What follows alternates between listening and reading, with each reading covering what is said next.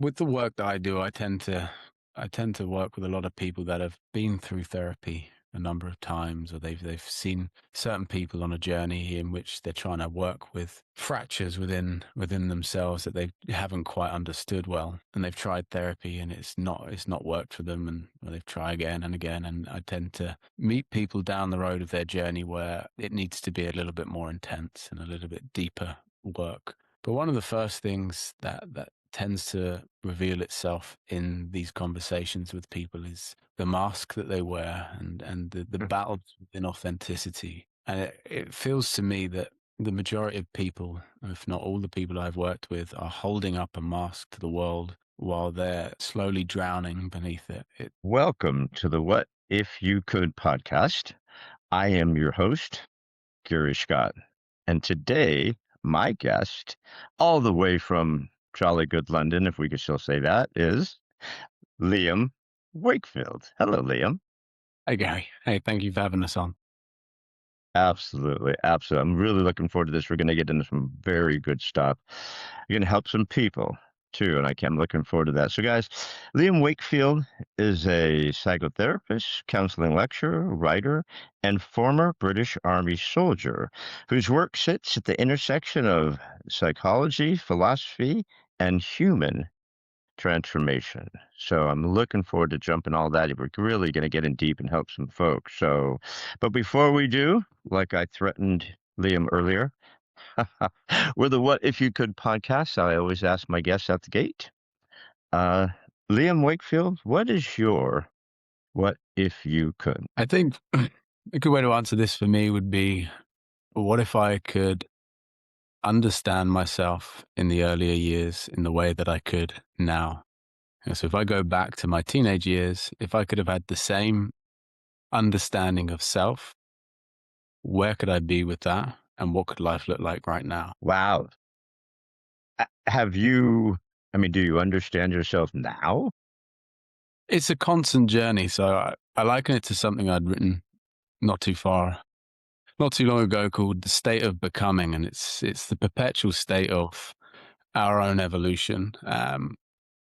There's moments in my life where, and I'd say more so in the past few years, where my ability to connect with myself and learn about myself, and it's opened up so many avenues for growth. And I look back at my time, how I spent 11 years in the British Army, and if I could have had that initiation into self-inquiry, let's say at 20, as I do today, then what life could have been like. Again, you can't split test life, so it's something that I'll never get to experience. But I guess a good anecdote to this would be, I have a young friend of mine who's um, somewhat like a younger brother, and he's 25. And oftentimes I would catch myself and think, wow, if I could have the introspection as that young man does when I was his age, the possibility of what can be accomplished is truly wonderful. And I think it's a big what if moment for me is to be able to have that level of self-inquiry. And I think it's fundamental for growth and change. And I think in the profession that I'm in and working with people, you have to arrive at the state in which you're ready to ask the challenging questions of yourself. And it's a difficult thing to do at the best of times. And I think it does take a certain point in life in which that becomes an initiation into self-inquiry. So I look back over the years and thought, and in thinking that I've had so many possibilities and opportunities for that to become an initiation into self-inquiry. So there's so many moments I think, how or why didn't I learn the lessons that were sort of put at my feet at those moments in time? And also that gives you the opportunity, like it does for me now, of going, well, what am I not learning now that I'm going to wish I had learned in 10 years' time? And I look, I wonder in today's madness, the world that we live in, and all the distractions and all the noise, are people afraid to actually look behind the curtain at themselves and expose themselves? Are we just drowning in too much noise and we just all of a sudden you wake up and 10 years have gone by and you realize you haven't done anything. You're still in the same spot. You've had no growth. Everything's still the same, right? it's a weird dynamic with where people are right now, isn't it? Mm. Yeah, you a great example of what you just said there is noise, and an example of that is we surround ourselves with noise, and I think oftentimes we do so because that noise gives us an excuse not to stare at ourselves in a way which will recognize the things that we don't like. And noise is a great opportunity for confusion and exhaustion and busyness, and the world is full of it. It is absolutely full of it. I had a patient today. It was something very similar where they said there's a tornado inside their head. And they said it's just constant, and they can't see. It's just wrecking everything. They couldn't escape the noise that was coming with it. But ultimately, given the opportunity for a space where the noise would sort of dim down and be able to really create some clarity in their life, that is almost too terrifying for them to do. And we become familiar with chaos, and we become familiar with that noise in such a degree that to live a life without it is almost deafening. Fitzgerald used a great quote on that, and he called it the unquiet darkness. But it was the Mm. and there's this deafening unquiet darkness, which was such a great line in regards to, I know from a personal perspective, there are moments, whether it is in battle, at war, when the lull of battle happens and the gunfire stops, that the threat becomes so much more real and palpable than when rounds were firing. The same in arguments, when there is an argument and voices are raised, it's when it stops and there is a silence. The threat is and the tension felt is so much more palpable. We fear silence, so we adapt quick to noise, and I think we can live in a noisy, busy, like dopaminergic overload in order to give ourselves just the context to keep moving forward. Because the moment we stop and we allow the noise to stop and we sit in silence, that is when the reflection really happens. And most people don't want to go there. That's where the fear kicks in, Mm. the fear of exposing all the wounds when you rip off that Band-Aid in the quiet, in the quiet time. I call it my 2 a.m. panic mode, where 2 a.m. hits and I wake up and I'm like, crap, I have this, that, and it's like it's so much easier to just drown that out. It's so much easier to go on with the everyday crap where, like I said, all of a sudden you wake up on Monday and the next thing you know, it's Friday, right? You have Mm. no idea what happened in between. And the numbness feels better sometimes than looking in the mirror and just facing what's actually going on. Mm. Yeah. I mean, we often most of our actions are predicated on pain avoidance, right? So we look to avoid feeling that pain and processing that pain. And the work that we all have to do in order to get to the place we want to get to is to embrace the pain in which we are avoiding feeling in order to get there. And this can be seen in so many different ways. And whether it's in the connection with others, whether it's the connection to ourselves, we have to overcome something. And I used the term initiation before because, life, the suffering of life is an initiation into growth and into change. I think a lot of the numbness and the drowning out, it's so much easier to be a people pleaser, or so much easier to deflect our feelings and accept other people's feelings, especially with social media. It's so easy to hide behind that mask and everything's great and drown stuff out. It's so much easier to hide now, even though we're even more exposed than ever, Yeah. but it's also easier to hide than ever. Absolutely, and this is the thing, isn't it? It's hiding amongst people in such plain sight is the perfect avoidance tactic. It works so well because realistically, if you look onto social media and you see people's representations of the life that they're living, none of it is actually real. Not, well, there is a modicum of reality in it, but it's such a slither that it's devoid of the actual context of life. And I think when we look at what life is actually like, the day-to-day things that we embark upon are seldom perfect and clean and wonderful, which is the majority of what gets portrayed online. And I think it's an easy misrepresentation. And as time's passing, we're becoming more and more aware that it's not reality. Yet people are more and more falling into the trap of trying to cultivate a reality out of it. I myself can put my hands up and say that I've fallen into this. And again, I was a patient working with recently, struggling with the concept of their relationship with social media, and it's something that I see come up time and time again. And I felt that there was a level of empathy and personal relationship to this in which I got to share with that patient, and it was in the sense that it can be used as such a tool, which then gives it a sense of meaning of, well, I need it for my work, and but the work purpose is lasts 2 minutes of pressing a few buttons and moving up and down before you're then in an abyss of misrepresentation of the kind of life you want. And it's and you convince yourself that it's work, but really it's the extra dopamine hits you're going to get from just looking for 5, 10 minutes longer. And again, it's all noise. It's such barbaric noise. It's such an intentional Mm. noise, it's just coming from everywhere, and it's intentionally just on us, it's almost impossible to avoid it unless you have really put in the work, and that's what I when I went deep into what you're doing, how you talk about you guide people toward a life shaped not by fear or avoidance, but by intentional self construction, honest inner dialogue, um, and a courageous commitment to becoming.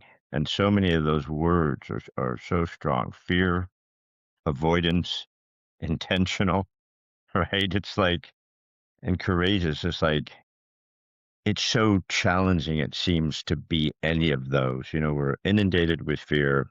We don't avoid the pain.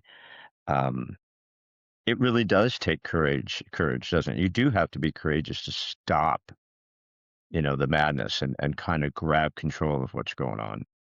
Yeah, absolutely. And the interesting thing around that is people look at things like courage and bravery and strength and resilience as innate qualities that they have or don't have, and they think, well, I'm not courageous enough to face this, or I'm not brave enough to do that, or I'm not strong enough to not use this. But the truth is, you only find those attributes by doing the thing you don't want to do, facing the fear that you don't want to, or embarking on the challenge that you don't want to do. You don't do it by, you don't just arrive at that state so then you can face the thing. You do the thing to then to get that and be that. And ultimately, when it comes to courage, courage is found in doing hard things. It's not, you don't find courage in doing easy things. If it was easy, it just doesn't take courage to do it. It's not it's not strength to do the easy thing. It's strength to do the hard thing. And oftentimes doing the hard things means challenging the parts of yourself that want to actively avoid it. And this is where great change can happen, because there is a myriad of things internal to us in which we don't want to do, whether it's from getting up in the morning and exercising, or whether it is, you know, balancing your day to day life in commitments. And there are so many things that you can pick within your own life. Even if you think life is great, there is something you can find and go, actually, I know that would be a challenge to do. And then you can face it. And by doing that each time, each day, each year, you allow yourself the opportunity to expand as a person and understand yourself better. You're never going to be void and far enough away from challenges and disruption of your nervous system. This is innate. You're going to have, even if life seemed great, there'll be something that happens down the line, and it's about equipping yourself with the confidence in knowing that when something does happen, you have the innate fortitude to be able to embark on that and get through it. A friend of mine asked me the other day, we were texting back and forth about all the madness in the world. She's 100% this way, and I'm 100% that way, and somehow we've managed to stay friends because we love each other and we kind of rise above the craziness. And she's like, what do you just want? I mean, what do you want? And I just said, peace, whatever that is. I just want peace.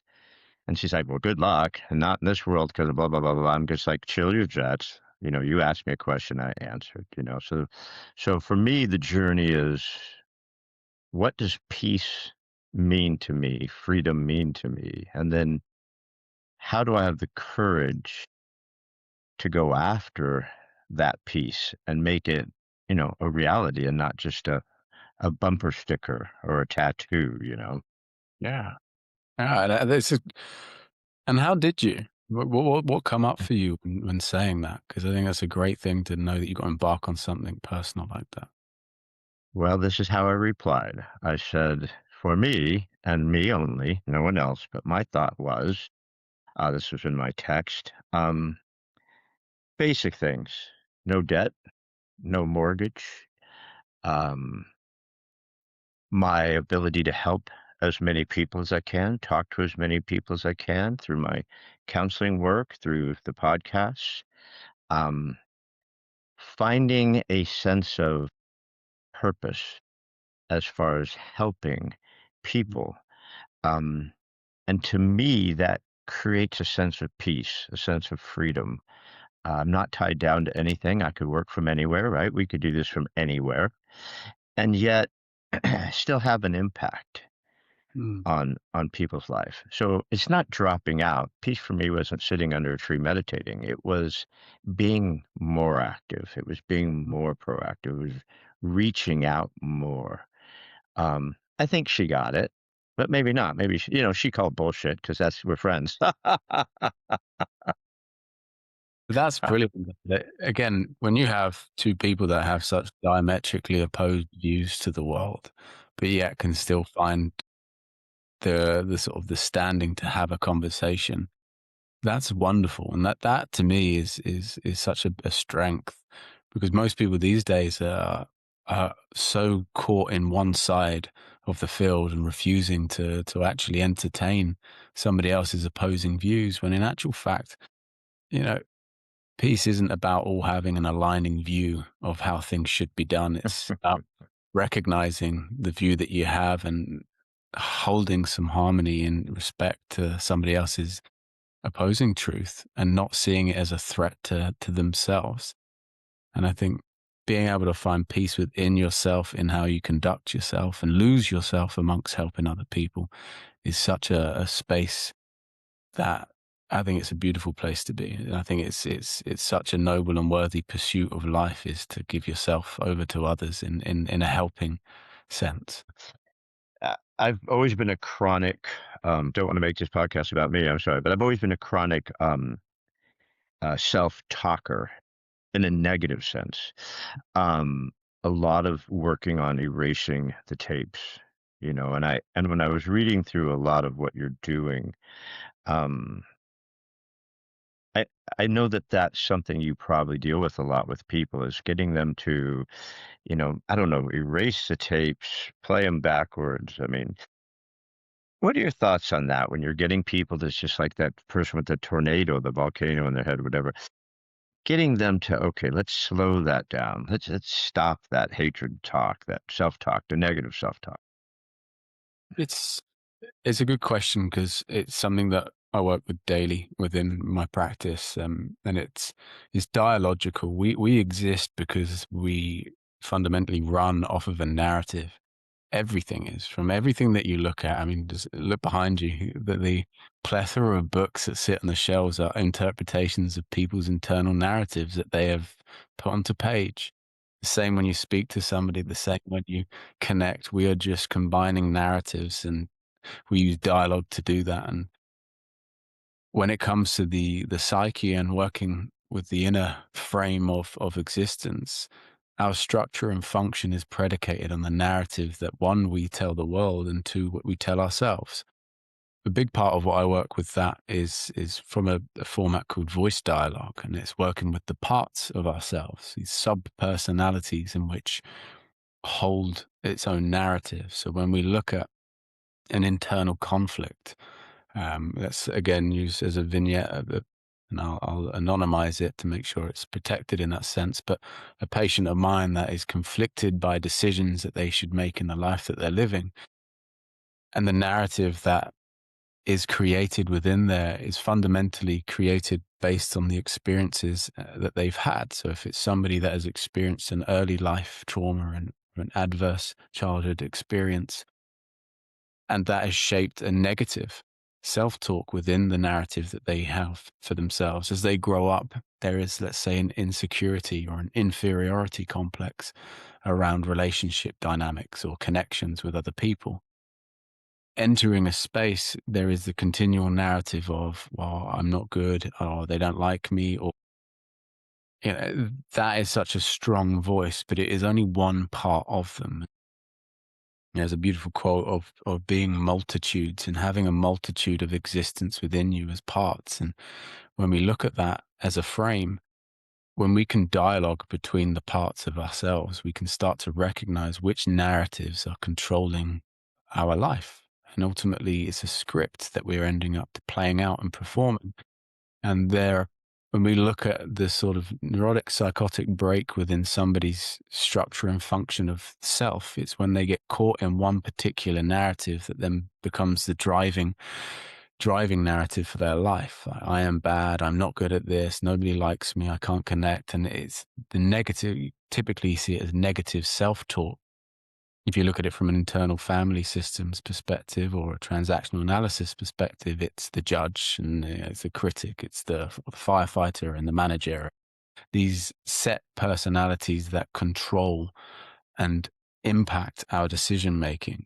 But again, it's impacted and predicated on defense mechanisms, which ultimately is defending and protecting a wound that we don't want exposing. So in my work, I appreciate it's a long way round to this, is recognizing the alternate narratives that exist as well. Because ultimately there are parts of us that are imbued with confidence and connection and desire and needs, and recognizing where they exist.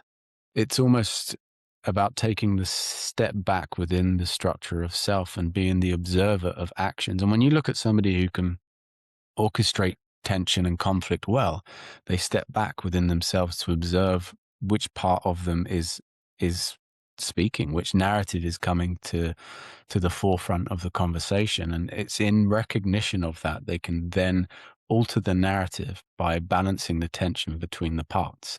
And what I mean by that is if there is one part of somebody that is, I am not good enough, somewhere in there, there is a part of them which is. And it's about strengthening the narrative and the balance between the narratives so it doesn't allow one to hold control over the person's ability to do things. And this is when it comes to instilling confidence in someone, it's about getting them to strengthen the narrative around the things that they are good at. And it's oftentimes if somebody comes in and they're like, how's your week been? And it's like, oh, it's been crap. It's been awful. This has happened. I'm terrible. This is rubbish. This is it. And you look for the parts of the week that aren't that. And then you bring that into it and you say, well, what about this? And you go, well, yeah, that was okay. And you go, what do you mean okay? And you go into it into a degree in which you allow them to see it with a perspective change so they can alter the lens to the view in which life isn't so macabre or pessimistic and nihilistic. It's actually, there is a multitude of frame of references that they can go from. They're just so used to seeing it in such a dark and bleak way that it becomes automatic. Wow, you touched on so many great things right there. Um, so to go back, I mean, the narrative, yes, protecting our story. This is my story. This is who I am. And I'm going to protect that because I'm just so attached to that story, that narrative of who and what I am. But I love the good versus evil. And I talk to people, I'm like, you know, start that gratitude journal. You know, I'm grateful because only one asshole flipped me off on the highway today. I'm grateful for that. I'm grateful because I only stubbed my toe twice instead of stubbed my toe 3 times. There's always something you can be grateful for. There's always some good somewhere. So let's focus on baby steps, right? I love how you do that. Just find that one good. I know it's there, right, in all the crap, that diamond in a big pile of poop. And let's start working there. I love that. Gentle. It's a gentle way to help Yeah. people. And getting people to recognize that it's not, they're not broken or wrong to have states of such demise and what could be perceived as evil in them. You know, this when I talk to people about narrative and we start looking at the parts of themselves and they look at it and they think, oh, there's a bad part of me. I want to get rid of it. And then to some extent, you know, that whole erasure of script, it's the sense of going, but this is part of you. You know, Carl Jung called it the shadow, and it's, you know, the part in which you don't want others to see. But ultimately, this part that exists in all of us, which is a part that is a defense mechanism that's gotten, you know, battle worn and become slightly nefarious to itself, ultimately is not to be cut away. Solzhenitsyn wrote in Gulag Archipelago about the light and dark, you know, the good and evil within all of us, and you know, it's a beautiful thing to have a duality of being because it gives us shape within how to understand ourselves. But again, it comes back to the balance. So when somebody starts to recognize they're a part of themselves which they despise or they don't like or hate, when this language becomes so strong and visceral, it attacks itself. And as you say, you know, you become the narrative you tell yourself. So you tell a child they're bad and they're wrong and they're horrible, they'll grow up to think they're bad and wrong and horrible. That part gets stronger in them.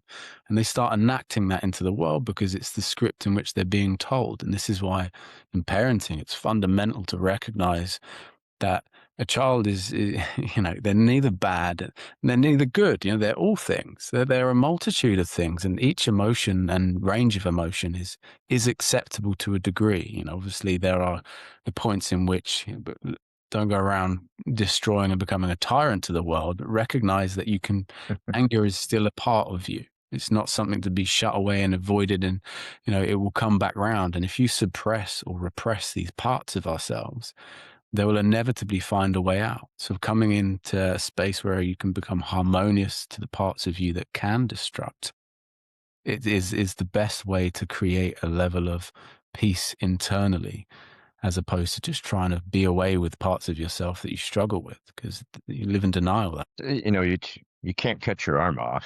You know, there's something that's there. It's there. You know, it's how you're going to work yourself through that. But it's so true about the child. You know, if you keep telling a child he's bad of this, well, he just becomes a bully. It's like, well, I'll just show you I'm bad. You know, I'm just going to continue to be bad because you've told me I'm bad. And so, at some point, that usually doesn't end up well, you know, for the child or the parents, really, because now you've got a wounded child. Um, there's so much about going back into our childhoods and our earlier lives and things like that. That's a dangerous place to go, isn't it?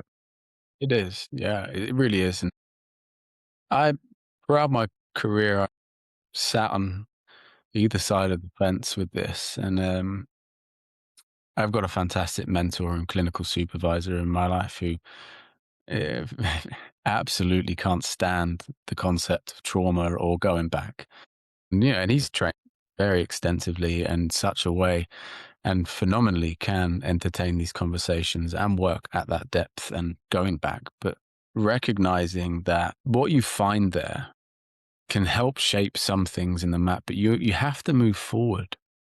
You have to move forward, and I think it's so easy to get caught and trapped in these things in our past, and thinking that by spending a lot of time back there, we can change the present moment. But ultimately, you can only change today by living today.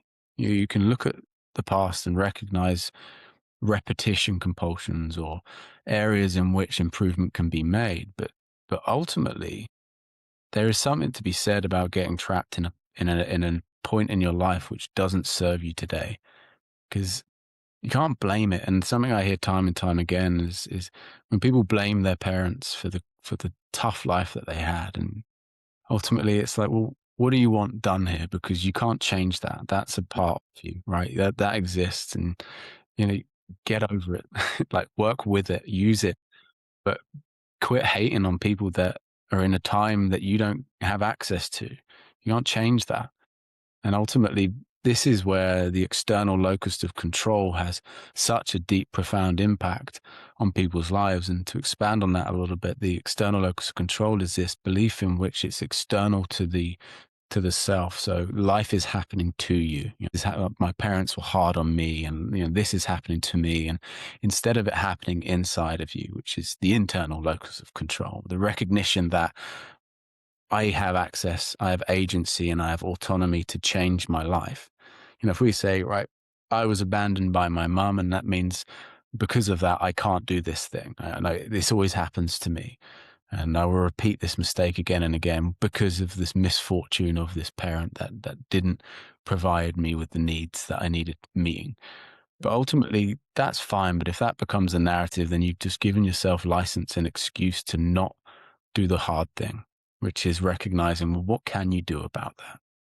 What can you do today to change the things that have happened in your life? Because ultimately, you can't go back and change the past. That tapestry is well and truly written and stitched together. And all you can do now is recognize, what can you do right now? What can you do today? Love that so much. I've been working on that, the present. You can't go back and fix the past, and you spend too much time in the future worry about what's going to go wrong or what's coming up. And so you're either in the future or you're in the past. Like Zig Ziglar used to say, you don't get any, you're never anywhere because you're always traveling, right? You're either in the past or in the future. But the only thing you can actually take care of is the present. Mm. That's it. You can't go back and fix the past. You can't move forward and do anything in your future. You can only focus on the present. And then so I love that. I love that about the present. And the thing about the parents is, there's so much generational trauma. His great grandfather was like this, and his grandfather was like this, and his dad was like that, and now I'm like this. It's like, at some point you need to break this generational habit of everybody's messed up. Right. Mm. So maybe it's your turn. Maybe you're the one who's going to let that go, not let that be not play the victim based on that, and heal that and move on from that. Otherwise, it's just going to go on forever. Maybe you're doing it to your children and you don't even realize it. So, yeah, focus on the present. I love that. It's the only place we can get anything done. Right, but that requires people to take accountability. Mentioning generation, great, a great segue into this, because this is where a lot of problems with that external locus of control and with the parents become such an issue in people's mental health today. And I hear it day in, day out where, the dad or mum had this profound impact on them in such a painful way, but and they're like, but I know they were just doing what they could, which is always a normally when you look at that statement, you're going, yes, they did what they could do, and great, that should give you enough access to accountability to recognize change. But it's often followed with, but they did what they could do, but their parents were doing it to them, so it makes and their parent, and you kind of think, right, okay, so this is generational. It doesn't make it okay to be continued in this iteration of the family line, should we say. So what it does is then gives an opportunity for accountability to be taken.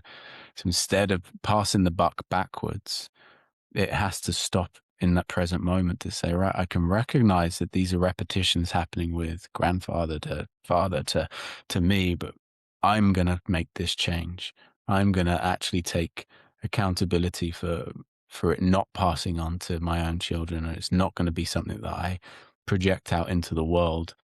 And that's tough, because then you have to bear the weight and responsibility of everyone in that family line, because it requires you to look back and think, okay, I've got to give forgiveness for somebody who only showed me Mhm. destruction and devastation from an emotional sense. And I've got to forgive that in a way that doesn't create contempt or resentment. And again, I want to advocate here in the sense that I'm not saying that people should all be forgiven for some of the abhorrent things that happen in life. It's not the person, the character that gets forgiven. It's the connection in the relationship that needs to. So, I'll use a personal anecdote within myself, and it's, I, having been abandoned by my maternal figure, and not having needs met in that capacity growing up. For a long, long time, there was resentment and contempt for the pain caused and for the abandonment and the neglect. And there was hate to a degree. And that hate fueled so many behaviors that then become self-destructive. But it was in the forgiveness of the relationship, not so much the person, but the relationship in regards to what that person could do in that space. You know, though they were fallible and had things that they needed to work on, and reasons and justifications for why they do what they did. For me, it was recognizing that the relationship didn't need to be one in which was held in contempt and aggression towards that. There's still love that exists even in the most painful of relationships. And if you can find that amongst that, then there can become some peace and acceptance and forgiveness. Finding, like as we mentioned before, the light even in the toughest of days, and say, right, okay, but that one small thing, like there was some love in there, and that's good enough right now. And for me, it was good enough to accept that there is forgiveness, but there doesn't have to be a build on the relationship and a reconnection, but there's enough to let it go without holding resentment and contempt. Because when we live with this resentment and this contempt for familial relationships, you see it time and time again when people hold such disregard and such hate and anger for their parents, and it poisons them, because ultimately it's like being tethered to a weight that's sinking to the bottom of the ocean. And you don't have to forgive the weight for pulling you down, but at the end of the day, you can forgive having been attached. At the end of the day, for me, my mother didn't have a child in hope of abandoning a child. She had a child because she loved that child, but things happened and situations created an environment in which that happened. And it's learning to live with the fact that it wasn't done from a place of anger or dislike. It was from a place of pain and fear. And forgiveness is in the fact that somebody was hurting and they made decisions that had bigger impacts and consequences. But forgiveness to the connection and what exists there is what allows somebody to let go of the weight and be able to live with the pain that inevitably is left there in some form. It's kind of like that happened to me, but that's not what I am. You know, that incident happened, but I'm not that incident. Mm. And I have to separate the two. But forgiveness is such a powerful word, forgiving ourselves, forgiving our past, forgiving our things we've done, beating ourselves up, forgiving parents, forgiving bosses, forgiving that girl who broke your heart when you were 8 years old. I mean, forgiveness it sounds good. It's not always real easy. It's not, and oftentimes it's more forgiveness toward yourself for having the feelings that you felt in the moments that you experienced these things. You don't have to forgive someone's actions, but you can forgive yourself for what comes up for you.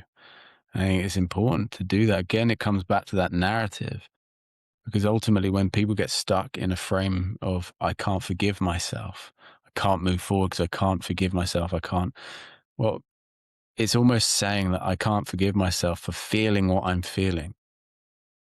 And it's so important to recognize, well, what is it you're feeling?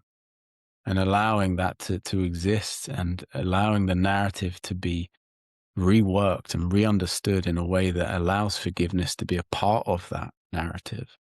Not to discourage the feeling itself, but to recognize that the feeling is a part of being human. You don't get to escape this life void of hurt and scar. You don't get through unscathed. You mentioned the word anger earlier. And so many of us struggle with anger. I mean, right now, everybody's angry. In America, every single person, there's 350 million angry people running around, and they're all, and they think their anger is justified, or they think, anger at themselves or anger at someone else. And it's such a wicked emotion, you know. You're angry at your mother, I'm angry at my mom, I angry at certain people. And yet I say to people all the time, and I say it to myself all the time, it's like drinking poison and expecting the other person to die, or and it's really a wicked emotion. It's very damaging to ourselves to carry that anger. Well, anger is a secondary emotion. If you liken it to anger's the fist, but the fist doesn't drive itself forward.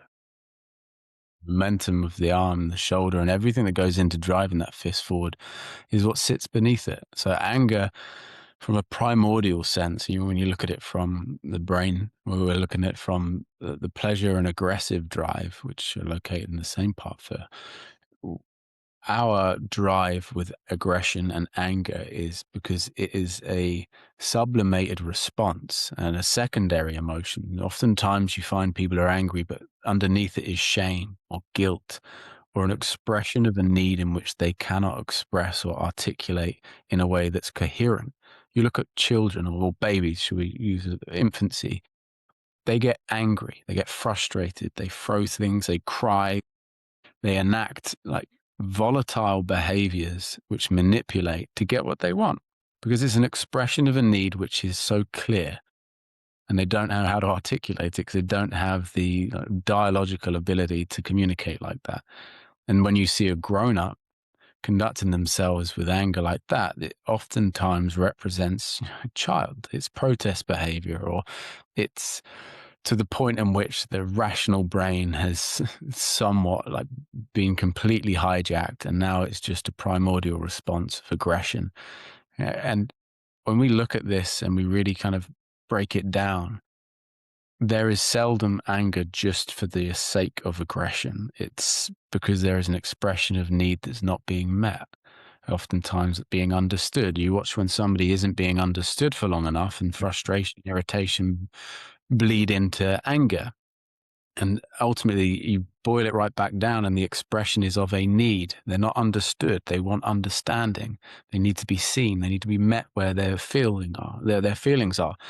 And this is conducive with pretty much every expression of anger like that. So when we see people dealing with anger, again, this is why it's a form of grief. And we look at every emotional state. And when somebody is at the point of anger, it's because their ability to articulate the primordial need has no longer been met. Well, you nailed that. Yeah, I mean, I could just have just writing so many of them down. Anger comes from embarrassment.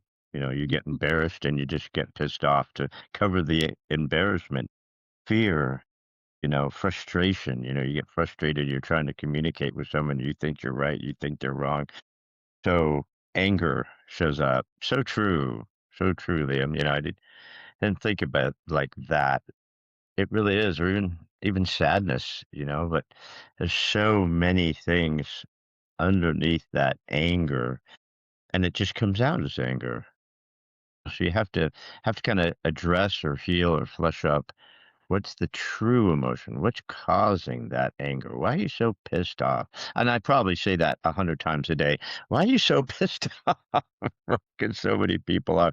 But it's because there's something else, frustration, embarrassment, feeling stupid, um, that's just underneath that. Yeah.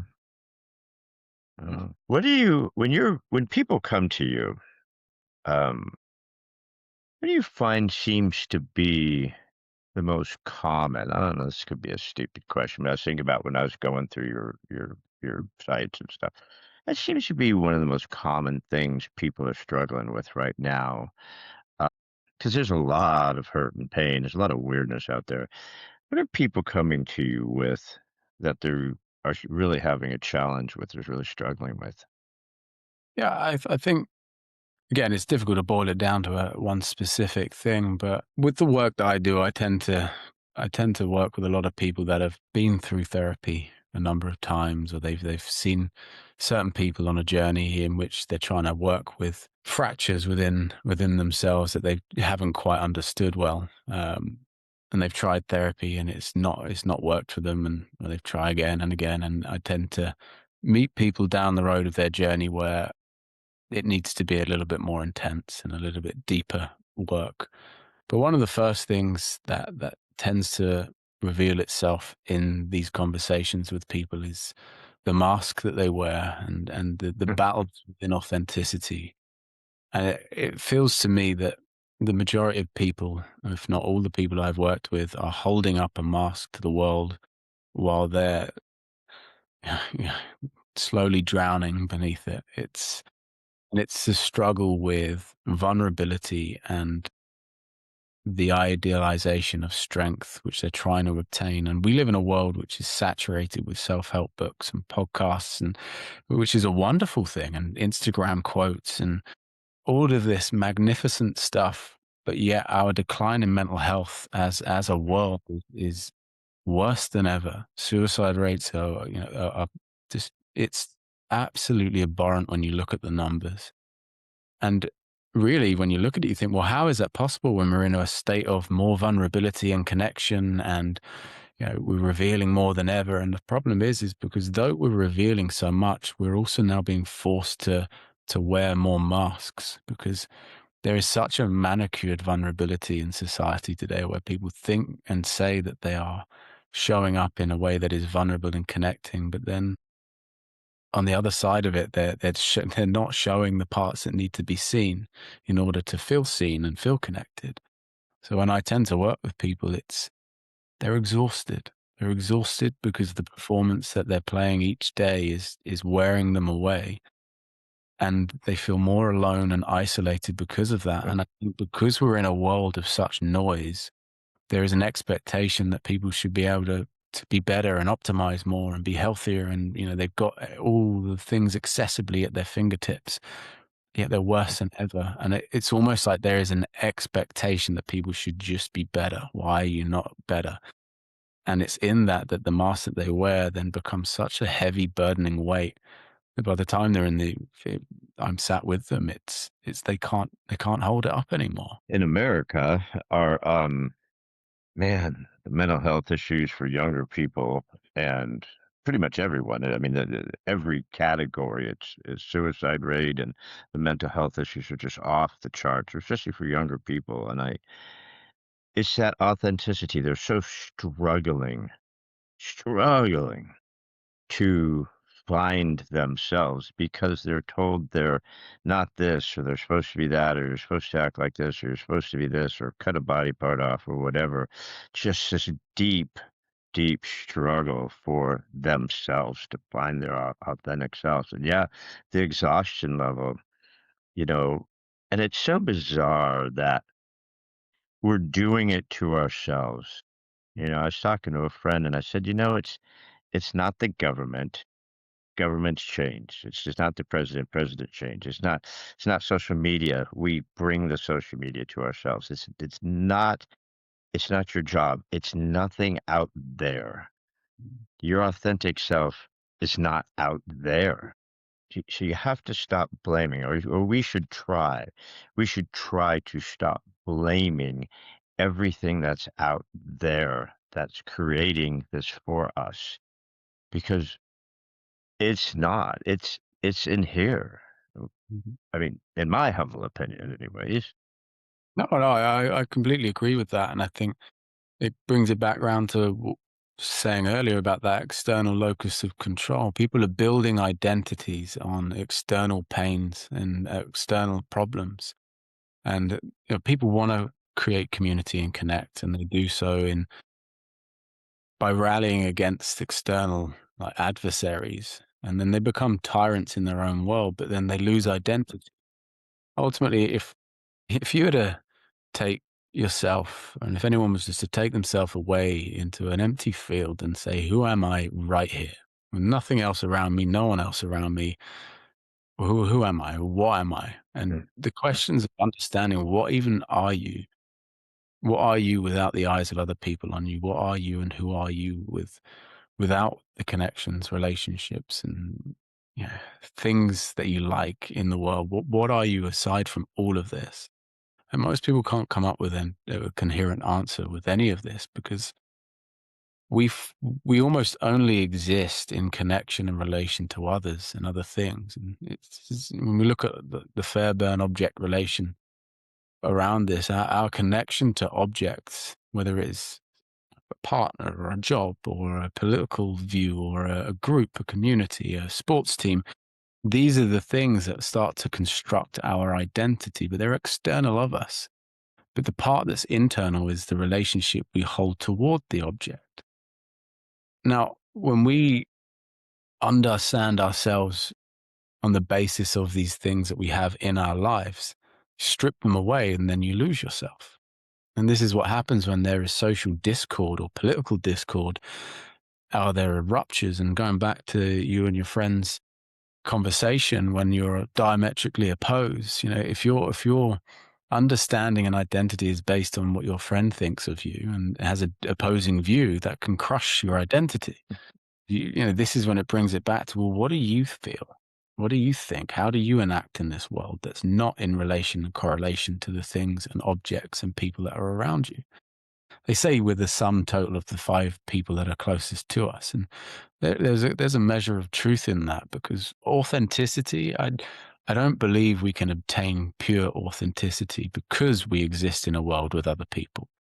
And the very fact that we exist in a world with other people means that we have to perform to some degree, because we make sense of ourselves because of it in that way.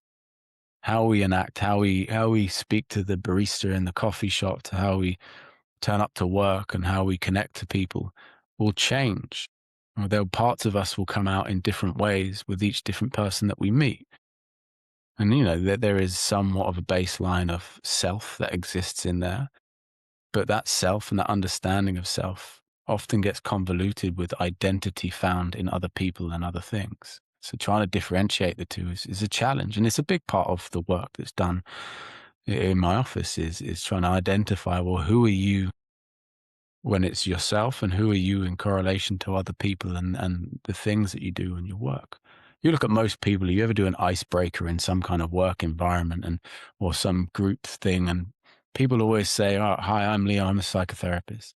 All right, what about the other million of other things you've done and experienced in life? Why do you lead with that title? That's just something you do in the day now and then. Like, that is not But you. does anyone, and until they come to you, but I mean, does anyone with all the noise and all the craziness going on, does anyone even take the time to sit in quiet, go out into the forest, go out, sit on the beach, stare at the ocean, and just have silence, and then just try desperately to quiet the brain and the noise enough to introduce yourself to yourself and find, I love myself. I laugh about it all the time. I tell people I love myself. I frickin' as much as I beat up myself, I love myself. No one makes me laugh harder than I do. I crack myself all the time. I'll be sitting somewhere, people look at me like he's laughing randomly by himself. Someone call the authorities. I don't care. But yet I still struggle with quieting the mind, quieting myself and being honest and going in there. It's such a challenging, it can be very difficult. You have to be so disciplined and you have to have that courage, like you talked about earlier, to be willing to go there. Yeah. I think it's coming to terms of what you're afraid to see. Ultimately, when because people busy themselves in a way that they live perfectly great lives, and they live with the avoidance of the hard things, and they get by. And it's not to say that their life is not as lived because of it, but there has to be some relative coming to terms of the things you don't want to see. And I think if you just sit in the space of silence and you recognize that there are some things about yourself that you don't want to see, and you make the conscious choice to not go back in there, it doesn't mean you don't see it. You're aware of it now. So now you have an obligation and a responsibility to either act accordingly to that or do something about it. but you can't put it back in there and go. And this is I see it a lot with veterans, and I mean I was in Jordan a couple of years back doing a run across the desert, and there was a bunch of us there, and we'd all done Afghanistan and some other deployments, and it was interesting to see the level of peace that came from people being in a space where there were time to sit in the silence. But for a lot of people that were there, there was the active acknowledgement that it is not somewhere that they could sit for long. It was great to go there for a week or two, but then that would be it. They don't want to do it again. Like they want to go back to the busy hustle of life. The familiar chaos was more comforting. You know, because for a lot of people to step into that space requires serious work. Like, it's not just let's go to therapy once a week for 50 minutes. That's not enough. It's not going to do enough. And it's people then make the mistake of feeling like they can do great change by reliving things or going over the past, but they do it in a way that they're in the same triggering environment around the same people that the relationships are the same. And all it does is it perpetuates the impact of what their experience is. It doesn't make change. When you change the narrative, there has to be a complete support structure change within that, because oftentimes just going back over the thing that's happened to you isn't going to change it. You know, just sitting with the feelings in the space that it's been activated, it isn't going to change it. You know, it's going to bring it up, and it's going to oftentimes create something within there that then wants to be avoided because it create discomfort. A lot of the time, the repetition of discomfort actually puts people off wanting to do change, and then they end up stopping. And like, oh, I don't want to keep doing that. You know, you bring back my friend and I's little text conversation, and I care about her, and she cares about me. I care about her peace and happiness, and she cares about mine. And that we're able to rise above our massive differences on the world. It flares up occasionally, and we'll have a little here and there, but I just refuse to engage Mm, because my feelings towards her as a friend are so far and above my feelings about the thing that we're going to argue about. mm, I can compartmentalize. Yet in other areas of my life, I struggle to compartmentalize. And I let that rise up and I let it bite me in the ass, or I let it give me fear, or I let it question my decisions, or I let it, or I people please, right? It's like I know I should end that relationship. I should fire that person in my life. Yet I don't, because I fear what will people say if I'm like, well, why would you be so mean to her or them, right? Um, and I let that drunk monkey control what I know I should do. And all that does is add more pain to my life, more challenges to my life. And so I don't know where I'm going with that, except for the fact that I keep coming back to what you talked about, which is the authentic self. If I was being my authentic self, I'd say, listen, I don't mean to hurt that person. I care about their feelings, yet I have to take care of myself, my soul, my being. And it's not that I'm trying to hurt them. I'm just trying to heal myself. And it's a difficult tightrope to walk, I think is the word I'm looking for. yeah, absolutely. But then that's the beauty of human relations and connections is it's not so simple, and it's in the complexity of a connection which makes it nuanced and what gives it context. Otherwise, we'd all have the same connection, the same relation, and the dynamics would be boring. It'd be uninteresting. What makes life fun is because the complex connections between one another are in itself challenges that we have to face daily. You've been great with your time. I I have one last question, and then I'm probably promise I'm going to let you go. And I just want to share what you're doing coming up. But we've covered so many different things. You do so many different things. Um, I know your work with the authentic self and just getting into the human as a person. But um, if you did have one thought with all the stuff that you're involved with, I know it's hard to break it down into one thing, but if you had one thought, um, a message that you'd like to share with us based on either your work or your life experiences, um, things like that, what would that last thought you'd like to leave us with? It's always an interesting question when you try and boil the complexity of the mind into one final gravestone quote that people can remember.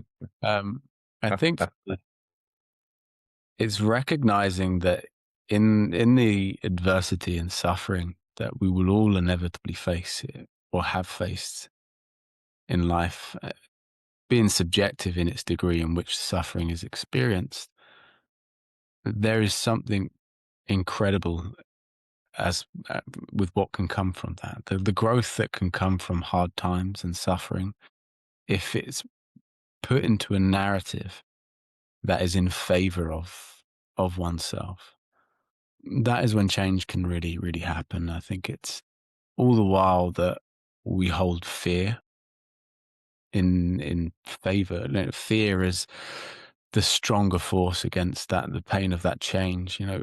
We really we can really propel forward with becoming an ally to suffering as opposed to in fear of. We live life in pain avoidance, but if we can recognize pain as an ally, I think we can change so much about our day. Kind of hard to have success without failure. It's kind of hard not to have love without heartache. There are things, just because things are appear bad doesn't mean that they are.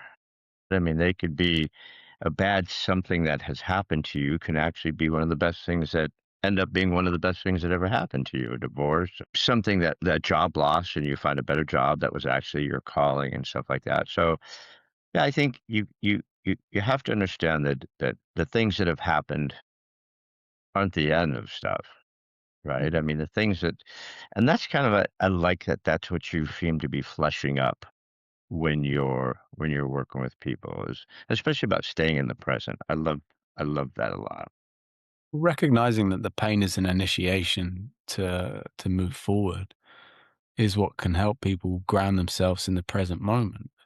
When we look at going backwards and looking at the pain of the past, it often creates anxiety for the future. So, like as you mentioned earlier, you neither live in the now because you're stuck in the past, or in the future. And when we recognize the pain of the current moment, it then gives us an initiation into stepping into building a future, building and moving forward. It's taking people from the state of suffering for the place they are stuck in the past or the anxiety of the future, and focusing on what pain it is they're in and what suffering they're experiencing in that moment, to then mitigate the distress of life by acknowledging it as an initiation to start doing something about it, using it as a form of agency, and being able to then take that on and take ownership over that. And that's what gives people the opportunity to step forward. It's accountability. No one can do any change within their own life until they're willing to take accountability of where things are going wrong. I just thought I was going to let you go, but I love that thought so much. Why don't we go there when you're working with people? I mean, why don't we go there? Why is it so difficult to stare at ourselves, look at ourselves, and be accountable to the things that we 100% know that if we just did that or took care of that, our life would be so much better? What is that struggle? Why can't we go there? It's the liminal space. It's the people confuse knowing with feeling. And they well, I know this, I know that, but do they actually feel it? Is it something they have access to? A lot of people don't have access to the feelings that they know they have, which sounds strange when you put it like that. But the truth is, they can articulate perfectly that they have awareness and an understanding of their life, what they've been through, and how certain things can make them feel, but they don't have the access to the actual feeling, being in contact with this. And until they're activated or triggered or something happens and then they're in the feeling, and by that point it's too late because it's got hold of them. But having access to a feeling that you can take control of is how you can start mitigating change. But again, that comes back to accountability, that that feeling exists within you and only you have access to it. And this is for most people, and I know I'm generalizing there by saying that, so bear with me. But the external locus of control or the blame of other people, like, oh, it's my partner, it's my parents, it's the work, it's all of this stuff, and it's making me feel this, instead of going, well, actually, it's me making me feel this, and I need access to that so I can make change. People don't want to say that, because if things don't start changing, then who else is to blame? It's easier to blame external factors than it is to look internally and think, damn, I've got to take control of this. But that's really hard and it sucks. It's going to be painful and I don't want to do that. And what a vicious cycle that can be, right? It's just like you're fleshing stuff up to heal it, and it doesn't get healed in what you think is a proper timeline. So you beat yourself up for that, and it's just this vicious cycle of physical and mental abuse of ourselves when we're the only one abusing ourselves, number one, and we're the only one who could stop abusing ourselves, number two. So Mm. it's such a bizarre. We're such bizarre creatures, aren't we? I just think, well, your work is fascinating, Liam, and I'm grateful that you gave us some time. I know it's late there, so I promised I wouldn't keep you up too late. So, where can we go find more Liam J. Wakefield? What do you have cooking? What do you have coming up? And where can we find more of you? Yeah, so I've got a website, liamjwakefield.com, as well as stuff on Instagram under the same name, and other social media platforms. This past year was supposed to be the big push towards the book, and some more online content in regards to lectures and videos. But I've thrown myself quite heavily into my private practice as of the past year, and it's been building wonderfully. But definitely the move is towards some more writing over the next year. I'd been writing with a magazine in London. It was a very small magazine, but I finished up with that last year to sort of focus more on my own time and be able to sort of create a little bit more to put out there. So, but yeah, they're the platforms that I can be found on. I'm sure activity around those will increase in the months. Do you do most of your work in person, or you do a lot of your work online? So most of it's in person. So I've got a private practice in West Sussex, and I've got another clinic in London, trauma clinic in London on one day a week that I do up there, and the rest in my own private practice in Horsham. But I do a number of sessions online for some people, which is always wonderful. But I'm definitely someone that really enjoys the in person and connection between sessions. So much more powerful when you could Uh, fit with someone and the energy can kind of come across. So everybody, we've been blessed with some time with Liam Wakefield, all the way from the UK. We're very grateful for your time. Please look for Liam. He's on a bunch of different platforms, and we'll be seeing more from him. Hopefully, a book coming out, and we'll all grab that too. So, Liam, thank you so much for gracing us with your time. Thank you mm, so much. It was mm, wonderful. really appreciate it. Thank you. All right, everybody. We'll see you next time. Thank you.